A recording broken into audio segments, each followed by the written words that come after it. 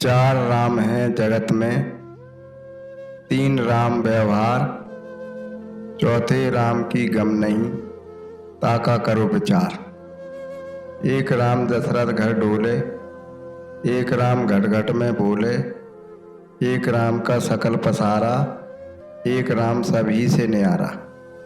आकार राम दशरथ घर डोले, साकार राम घट घट में बोले, निराकार का सकल पसारा, निरालप सभी से न्यारा। एक राम जो देह धरकर राजा दशरथ के घर जन्म लिया, श्री रामचंद्र जी। दूसरा राम शब्द राम, जो देह के अंदर से शब्द निकलता है, बोलता पुरुष जिसे बोलते हैं। तीसरा राम निराकार राम, जिसका कोई आकार नहीं। चौथा राम आकार साकार निराकार के परे, जिसे निराकार कहा है, जो अखंड है, साहेब है, सबका स्वामी है, संपूर्ण ब्रह्मांड का मालिक है, जो अनामी है, सत्य महाचेतन स्वरूप है, जिसने अगन पवन पानी धरन आकाश अर्थात सृष्टि का सृजन किया।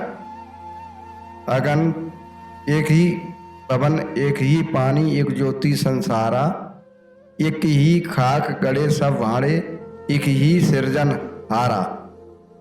परमात्मा के यहाँ से केवल आत्मा प्रकट होती है। यहाँ सब जाति और धर्म मजहब में बढ़ जाते हैं। किसी का धनुष वाला राम तो किसी का मुरली वाला राम, किसी का निराकार राम, किसी का कृष्ण वाला ईश्वर परम प्रभु। ये नाना प्रकार के परमात्मा बना लेते हैं, अर्थात सभी अपने अपने हिसाब से अपने अपने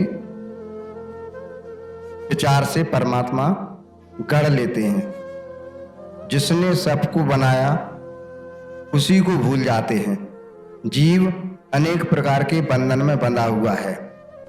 33 कोट देवी देवताओं के बंधन में, काल का भैरव काली के बंधन में, भूत प्रीत के बंधन में, जाति का बंधन, धर्म का बंधन, वेद पुराण कुरान का बंधन, किताबों का बंधन, किसी को कर्मकांड का बंधन, किसी को पूजा पाठ होम यज्ञ का बंधन, धन यौवन का बंधन, काम क्रोध मद लोभ अहंकार का बंधन, किसी को छोटे बड़े का बंधन, किसी को परिवार हेतु रिश्तेदार का बंधन।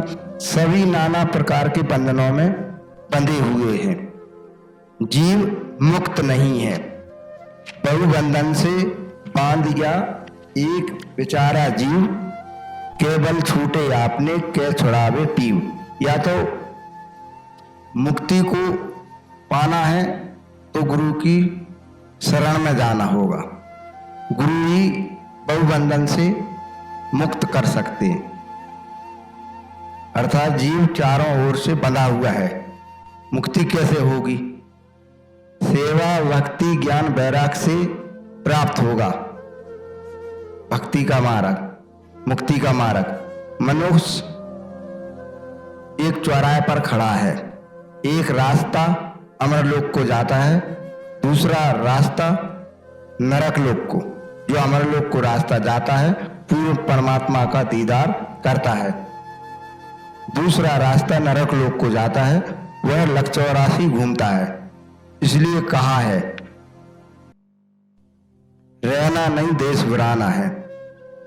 यह संसार माटी का रेला, बूंद परे गल जाना है। यह संसार ऊस का बूंदा, हवा लगे मिट जाना है। यह संसार झाड़ी और झक्कर उलझ उलझ मर जाना है।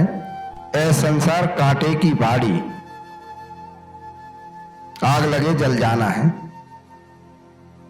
वो कहें कबीर सुनो भाई साधु, सतगुरु नाम ठिकाना है।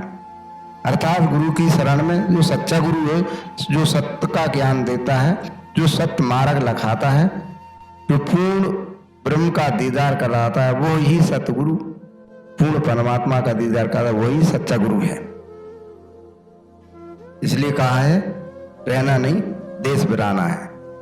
ये संसार काल है राजा, कर्म का जाल पसारा हो, 14 भुवन बसे ताही मुख, सबका करत आहारा हो। काल क्या है?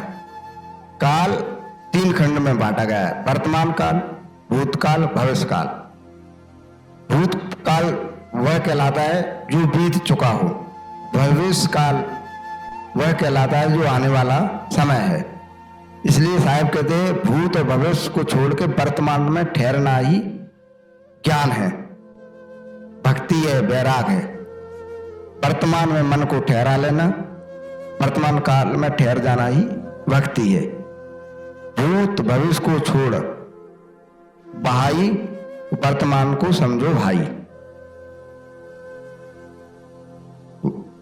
सदगुरु कवि साहब कहते हैं जो वर्तमान काल में ठहर जाता है, जो वर्तमान काल को समझ लेता है, वह सदा मुक्त है। जैसे मैं श्वास नहीं हूं, जो श्वास बीत चुकी है वह भूत काल में है, जो श्वास आने वाली है वो भविष्य काल में है।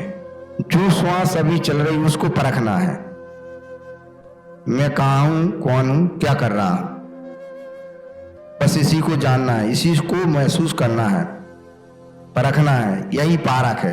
पारख का अर्थ है कि किसी के विषय में शोध करना, किसी के विषय में खोज करना, पारख है। पारख परख करने वाला अलग है और पारख करने वाला किसी वस्तु को खोज रहा है, परख कर रहा है, वो वस्तु अलग है। जीव वही जो जुग जुग जीता है, प्रलय उत्पन्न माही।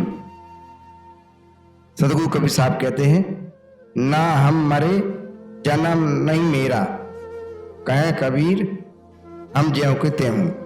जो जन्म मरण से न्यारा है वह पूर्ण परमात्मा है।